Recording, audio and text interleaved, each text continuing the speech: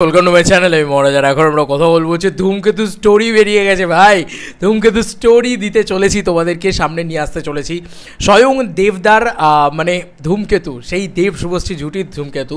সেখানে দেখো একটা নৈনিতালের জায়গা রয়েছে, একটা সিমলার জায়গা রয়েছে, এগুলো তো আমরা জানি, মানে সিমলায় শুটিং হয়েছে। কিন্তু এখানে আবার গল্পটা অন্যরকম পাওয়া যাচ্ছে। তো এক্স্যাক্ট যে জিনিসটা, মানে দেবদার আপডেট হলে আমি খুব খুশি হয়ে যাই আর কি। এক্স্যাক্ট যে জিনিসটা, মানে এক্স্যাক্ট যে গল্পটা, সেটা যে এক্স্যাক্ট কী হতে চলেছে সেটার কিন্তু আইডিয়া আমরা পাচ্ছি না। এটা একটা সিনপসিস বলা যেতে পারে, যেটা বুক মাই শোতে এসছে।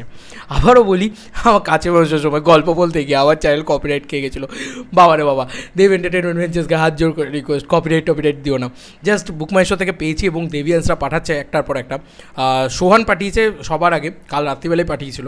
তারপরে ও বললো যে উড়ে গেছে। ব্যাপারটা হচ্ছে এটা। তো এটা আমি দেখলাম এখন, যে এখন আবার এসছে ব্যাপারটা, এবং 1.5K ইন্টারেস্টেড হয়ে গেছে। কিন্তু ব্যাপারটা হচ্ছে যে গল্পটা ও বাংলায় সিনপসিস করে আমাকে পাঠায়, ঠিক আছে? এই হচ্ছে ব্যাপার।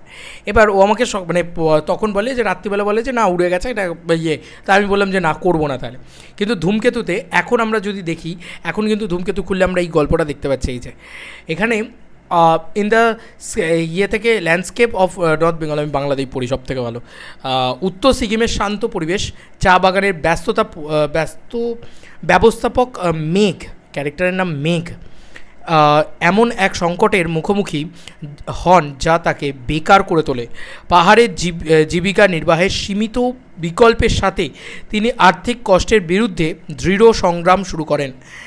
তার পরিবারের জীবনে আনন্দ এবং স্থিতিশীলতা ফিরিয়ে আনার জন্য নিরলসভাবে লড়াই করেন।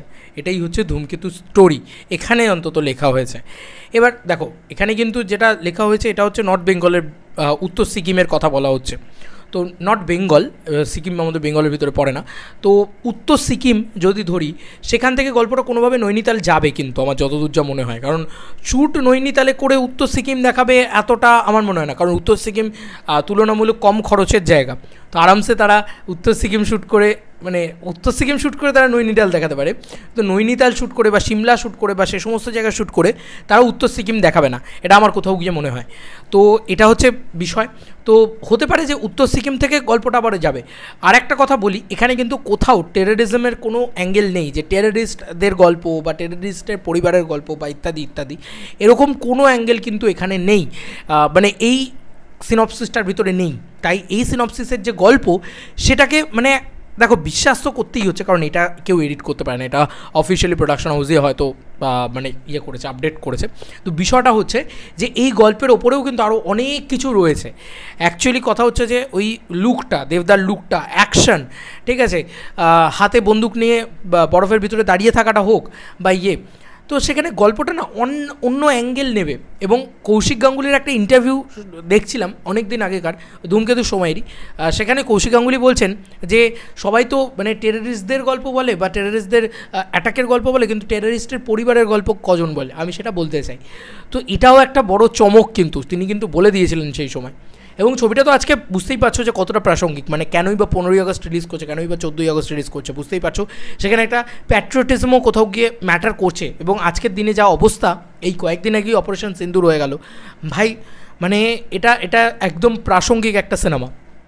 তবে এই গল্পটা নিয়ে তোমাদের কার কী মতামত, এবং বুক মাই শোতে যে গল্পটা দেওয়া হয়েছে সেটার সাথে তোমরা কতটা এগ্রি করো অবশ্যই জানিও কমেন্ট সেকশনে। আমার মনে হয় কোথাও কি এর বাইরেও অনেক ব্যাপার রয়েছে ধূমকেতুর ভিতরে।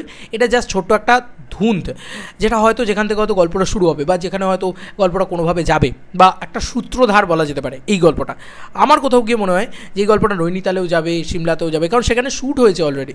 সিকিমে তো শ্যুট হয়নি যতদূর যা আমি জানি, বা সিকিমে শ্যুট হলেও সেটার খবর আমি জানি না। নৈনিতাল, সিমলা ইত্যাদিতে শ্যুট হয়েছে, এগুলোই জানতাম। দেখা যাক, ওয়েট করে আছি দেব শুভশ্রী জুটির। এবং এখানে জুটির কথা কিন্তু কোথাও নেই, এখানে শুধু একটা ক্যারেক্টারের আর্ক নিয়েই কথা বলে যাওয়া হয়েছে। জুটিটাকে যে ফোকাস করা হবে সেটাও কিন্তু বোঝা যাচ্ছে। তবে দেব শুভশ্রী জুটি 4 বছর বাদে সেই সময় ছিল, এখন তো অনেক বছর হয়ে গেছে। যাই হোক, তো সেই সময়ও কিন্তু অনেকটা গ্যাপ নিয়েই তারা ফিরছিল।